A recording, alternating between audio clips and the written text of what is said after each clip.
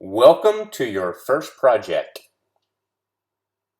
Make sure you review the course introduction by Dr. Marovitz, as well as the video announcement I provided about secrets to success and expectations. Those will provide some good information in general terms about the course. Now let's talk about Project 1. You'll write a news release, part of a media kit, including a fact sheet. You're also going to edit and revise a backgrounder. Don't get confused on that backgrounder. There are grammatical errors in there on purpose. Okay, so when you first start working on it, ignore the grammatical errors at first in step 3, because later in step 7, you're going to fix those. Okay, so we get some questions on that, so I wanted to provide that up front. Now, with every project, make sure you review the instructions. Okay, I would say a vast majority, in fact, some terms, all questions that I get could be answered with a review of the instructions. Secondly, make sure you follow the templates. A lot of effort was put into those templates. They're industry standards that you can take with you and use in your own field of communication. And then finally, make sure you incorporate feedback from me as well as your peers. Remember, most of you will meet expectations. That's what you should expect to get from this course. You will meet expectations. A very rare few may exceed expectations. Don't focus on the grade, okay? I'll say it again and again. Focus on the learning.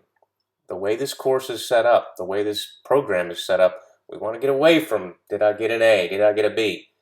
You want to meet expectations, and you want to do so in a way where you learn as much as you can, and you squeeze as much knowledge out of your time during this term so that you can apply it to your project, and more importantly, apply it to your role as a communicator. Confucius advised us that we hear, we forget. We see, we remember. We do, and we understand. We want to understand, so we must do. We must practice as if we were really doing this in a real organization. You don't walk in and get an A or a B with your boss. Your boss says, do this, you do it, you did a great job, and you move on. We don't want anyone to fail to meet expectations, so if you have questions or concerns or having difficulties, by all means, reach out. That's what I'm here to do. The other thing that you'll notice is that there will be discussions, okay? Those discussions are not graded in a traditional sense. However, I'm in those discussion boards, and I notice who participates and who does not. And just like your supervisor would do, I am going to incorporate that, or I will, consider that as I grade your project. It's very similar to the real world, right? Susie gets an assignment, John gets an assignment. They both do their assignments. They meet expectations. Next month, we have an opportunity for someone to be promoted. Susie participates in Public Relations Society of America, or maybe International Association of Business. Maybe she volunteered to help out with a pro bono project. John does what's expected, meets expectations, does a good job. Who's going to get that promotion? Who's going to be more likely to earn the trust and gain that extra competency that comes from the additional work? That's where the discussions come in, right? But more importantly, it's your opportunity. You're not going to get this all the time where you are with a group of peers with the same focus, the same desires, the same interest. Use that opportunity, okay? Stay active in those discussion boards. Plus, you get a lot of feedback in there if it's working right, and it only works right if you participate. All right, let me briefly review our schedule. You can look at the syllabus, and make sure you look at the syllabus and look at the schedule. But just want to kind of hit some highlights for you. Week 1, your introductions. Make sure you review all the course material.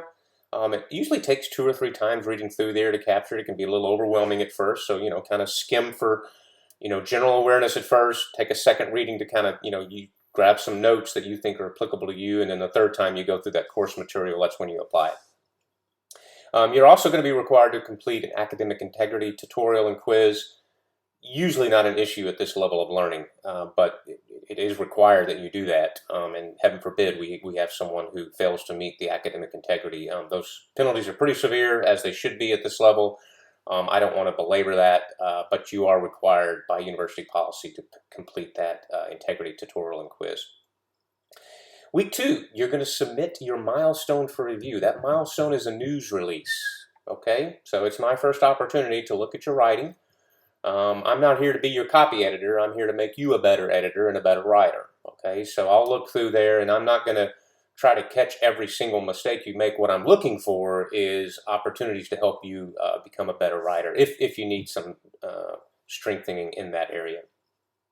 And then finally, week 3, that's when this project's due. You're going to have a fact sheet and a backgrounder. I promise you, these weeks are going to fly by.